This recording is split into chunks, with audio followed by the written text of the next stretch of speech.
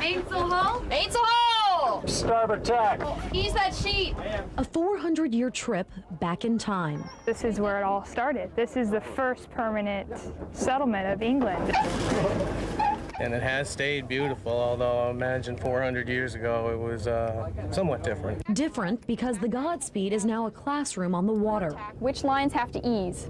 Starboard. Aye. From sailing No possibility that I'm going to capsize this baby. None whatsoever. to climbing the mast, we tested the sails to give you a peek at 400 years of history. After a 50-foot climb, my photographer and I are finally on the ship's round top. It's a little unnerving, but it gives you a great bird's eye view of what the settlers would have seen coming up the James and ultimately settling at Jamestown Island. This is how we all got here. In 1607, the original Godspeed brought more than 50 all-male passengers to Jamestown, a trip these volunteers work and train hard to recreate. I am pointing. So this becomes home, this little space. A tough trip, 5 months without comfort. Cramped, your car goes up to your waist, about 3 foot of space. You have a straw mattress, 2-man to a bed everywhere, so you're sitting, crawling, or lying down. Since then, things have improved. The new Godspeed comes with a few upgrades, a motor, GPS, and a female crew, but some things, they never change. Well, I think we get a good feel for the work that was involved in just moving the ship from one place to another. We here within the maritime program at Jamestown Settlement are preserving the traditions and the history of the sea. A history that can't be repeated, only replicated. In Jamestown, Courtney Robinson, ABC 13 News.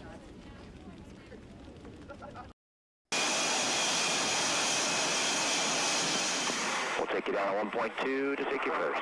It's an inherently dangerous place, so please be careful when you're out there. So we'll see 6 or 8 planes go off of the waste catapults.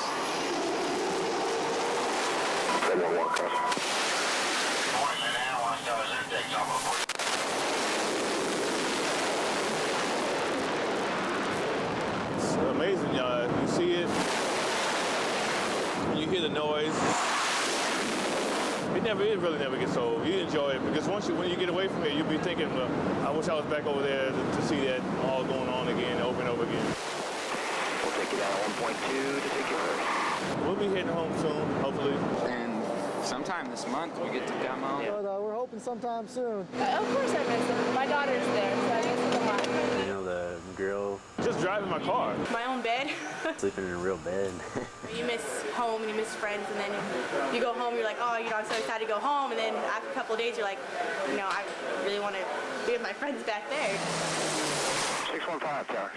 It's awesome. I get to save people's lives, We come out here with a mission. This is my first job, my first real job. My life hands you so many things, but an opportunity arises. 25 knots down the angle. If you don't take it, you're never gonna succeed. But I know that what the mission is, just trying to stay focused. I get to protect our country. It's been an adventure. You love this job. I do.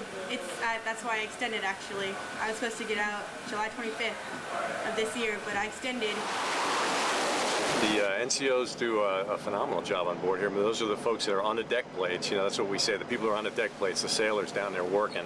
And the NCOs are the ones who've been doing that for a long time and have worked their way and decided to make this a life for themselves. We couldn't function without them. Forward to the airship, left side.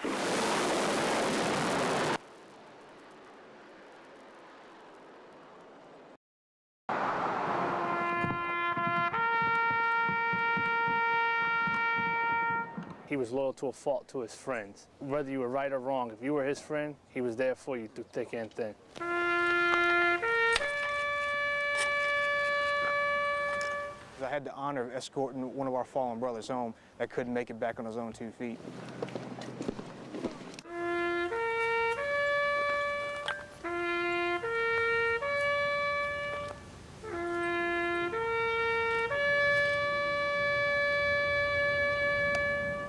Honor them as heroes. Make sure you always remember the name as a hero, as a legend. Detail, attend, port, aim, fire, ready, aim, fire, ready, aim, fire. They were heroes. They died defending the country. They died for the United States of America. them to get a 50-cent an hour raise. And that's why next legislative session, the service industry will propose a tip credit bill. Now, the way this would work, it would grandfather in the $7.75 minimum wage increase. That means that if a server, per se, was going to make $7.25 in tips per hour for a total of $15 an hour, anything beyond this, well, the restaurant or the service industry would not have to pay a minimum wage increase if a new one went into effect. If we'd had 30 more days, we might have actually got a little further down the road. But the $14 million lawmakers received to take care of their expenses is not limited to the session's 90 days. The Legislative Affairs Director tells CBS 11 News it's actually for the entire fiscal year. So this $14 million, that breaks down to $5 million for salaries, $9 million for costs, $1.2 million per month, $8,000 a day, $1,600 per hour, $26 a minute. The point being, for every second, lawmakers are introducing a guest. Have the Senate give them a warm welcome on their 50th anniversary. Singing happy birthday. Happy birthday to you. And take hundreds of off-the-record breaks. Lawmakers are being paid about 44 cents a second. But the House Speaker says calling legislative practices a waste of taxpayer money is just plain wrong. I will not seek re-election as governor. Governor Palin made the shocking announcement in her backyard on the shores of Lake Lucille. She would resign at the end of the month, with Lieutenant Governor Sean Parnell taking her place. And it hurts to make this choice, but I'm doing what's best for Alaska. Palin said this fits in with her going against the grain and not doing what is conventional. Many just accept that lame duck status and they hit the road, they draw a paycheck, they kind of milk it. And I'm not going to put Alaskans through that. She gave no hints as to whether she would pursue higher office, but did say she would support any other candidate who supported her views. And I don't care what party they're in, or no party at all, inside Alaska or outside of Alaska. But I won't do it from the governor's desk. She says the decision was in the works for a while, but many of her commissioners gathered there say they found out 10 minutes beforehand. As a former basketball player, she used a familiar sports analogy, saying she needed to pass the ball for the whole team to succeed. We're going to be in really great hands, the capable hands of our Lieutenant Governor Sean Parnell. Wind. Wind and, you guessed it, more wind. I knew the wind was bad, but I never dreamed about getting me.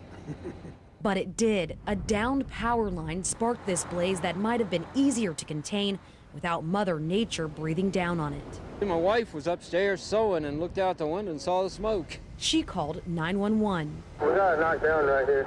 I mean, they were quick. We were able to get enough resources on it quick enough to keep it to 5 acres. The flames claimed a few sheds. Crews worked quickly to keep them from taking J.R. Gibbs's home. I'm glad I got a good fire department. A fire department that wasn't just trying to control these flames. We need all manpower we can get to the rear of the structure. They were also fighting 4 other fires around the county. Right when we thought we got one side of the fire contained, the other side would get back up. So. The Virginia Department of Forestry brought in a bulldozer, making sure all hot spots were out and the wind couldn't start it right back up. Several hours after the battle began, we're good in the bottom. It was over. That's a little scary. Absolutely. That's about all we needed to do with this wind. A fire put out, wind still blowing.